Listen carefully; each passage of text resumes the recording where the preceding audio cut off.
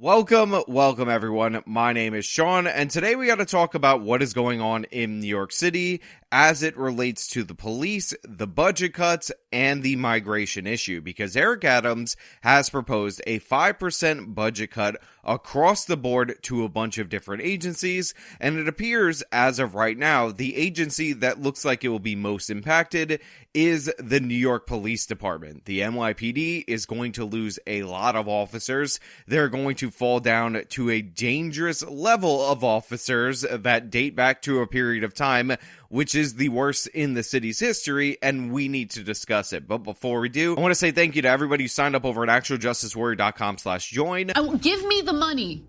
Give me the money. Okay? And thank you to the podcast listeners, Spotify, Apple, and Google's podcasting platform. So, we've been talking about the migration issue a lot on this channel as of late and over the past year. We've talked about it in its relation to New York City and in its relation to the city of Chicago, because these have become focal points because they passed laws under the Trump administration to virtue signal extra hard about how they love illegal immigrants and they're not going to work with anybody to deport anyone for any reason at all whatsoever. And they extended benefits to those illegal immigrants. So Bill de Blasio did the extra executive order. They passed a law in the city of Chicago under Lori Lightfoot. And right now, Brandon Johnson and Eric Adams are living with the consequences of their party's actions and this virtue signaling.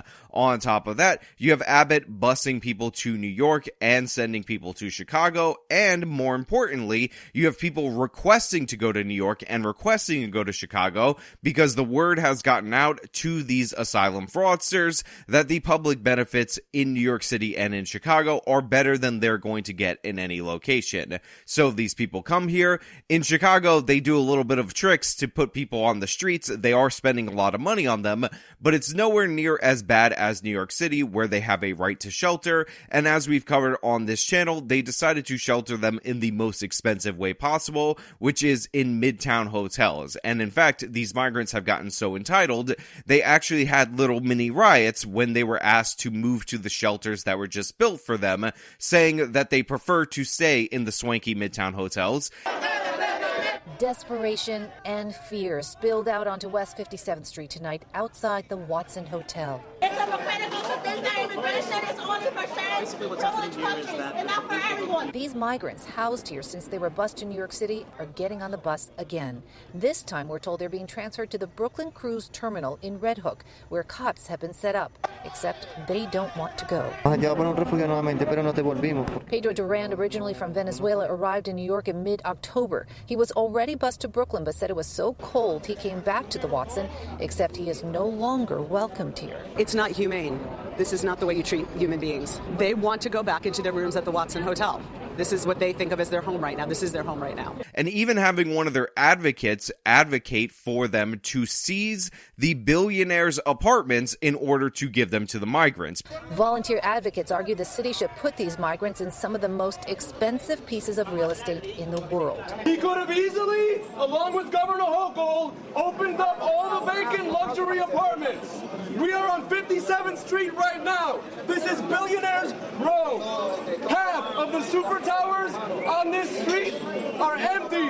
It's because, again, if you immigrate to this country illegally, if you defraud the asylum system, you apparently have super rights, and included in those super rights is the natural God-given divine right for you to live in the most expensive real estate at peak luxury in the United States of America on the taxpayer dime. Mayor Adams unveils his first round of budget cuts and has promised the cuts are painful. The 5% cuts across the board will affect every agency, sanitation programs, and school budgets. But the most dramatic effect will be on public safety and the police department. So right off the bat, I just want to point out that this new budget, this reduction of police officers, counts as a betrayal from Mayor Eric Adams. Of all the people who ran in the Democratic primary for mayor, he was the only one who said that he was not running to defund the police. NYPD Captain Eric Adams was elected in part on his promise to cut crime and make the streets safe again. So it's ironic that while every agency is taking a hit,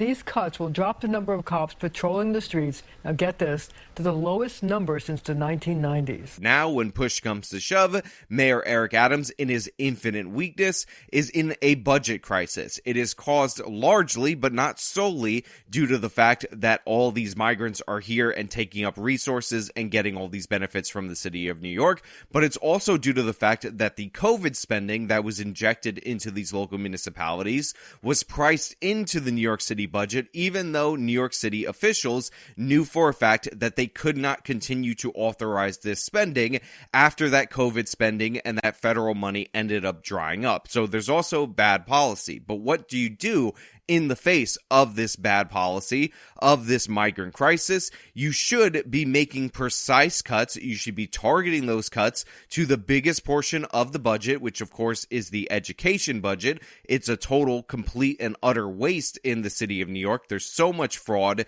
so much unnecessary spending. You would be better off by reducing the spending and sending kids out of these failing schools. But instead, Mayor Eric Adams, in a complete and utter decision paralysis, decided that it was going to be 5% across the board because that's supposedly equitable, even though, again, we look at things in the budget that should just be removed altogether, and you could make it up by actually going through that, but that would require Eric Adams to actually take a stance. The need for belt-tightening to deal with the $7 billion budget gap caused in part by the migrant crisis and by the reduction in federal aid for COVID would force the city to stop hiring cops for the foreseeable future. The budget director said the next 5 classes at the police academy will be canceled. The number of cops expected to drop from 33,541 to about 29,000 in the fiscal year that starts next July.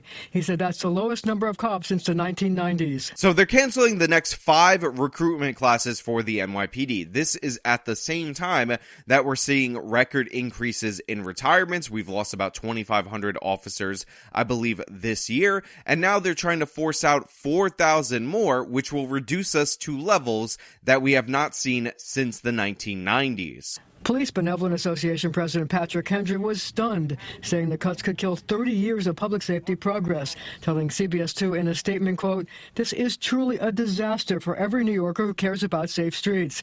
Cops are already stretched to our breaking point, and these cuts will return us to staffing levels we haven't seen since the crime epidemic of the 80s and 90s. We cannot go back there." Now look, to be clear, this is the PBA guy, so he is a police union official. He is always going to be in favor of hiring more officers, paying police officers more, and all of that, because that's his job. You need to understand his biases so you can understand that he is not some neutral observer and take that into account when you're analyzing what he said. However, that being said, he's actually 100% right here, at least in terms of the correlation between the staffing up of the NYPD and the reduction in crime. One only need look to the 1990s to realize how bad it actually was back then, and to understand that the greatest crime decrease in the history of this country, in the city of New York, which, by the way, reduced earlier and more so than the whole country as a whole,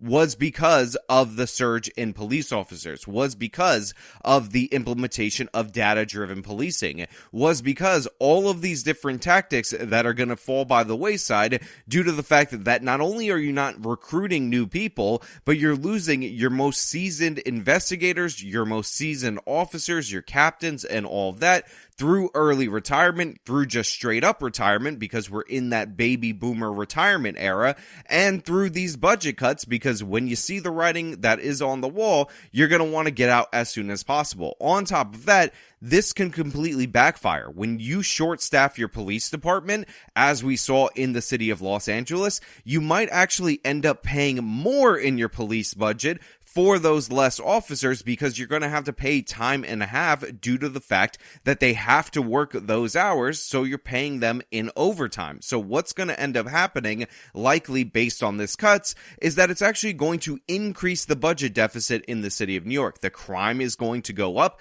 That is going to drive businesses out of business. It's going to drive people out of New York for fear of violent crime, which is on the rise. It has been up since the Black Lives Matter riots, and that that is going to drive down economic activity, reducing tax rates, and thus creating a death spiral. This is exactly what you didn't want to do if you're the mayor of New York City, and considering Mayor Eric Adams ran on being not like those other girls and not like those other Democrats, not a defund the police type, this is absolutely shameful and ridiculous. Details of many of the cuts remain sketchy. The teachers union said 653 schools, 43% of the school system, would be hit with mid-year budget cuts. The Department of Education said there would be a $120 million cut to pre-K and 3K programs, and an undetermined number of the 37,000 vacant slots will be left unfilled. Now, to be clear, the pre-K programs should be cut. They don't actually do anything. I know we have this myth in this country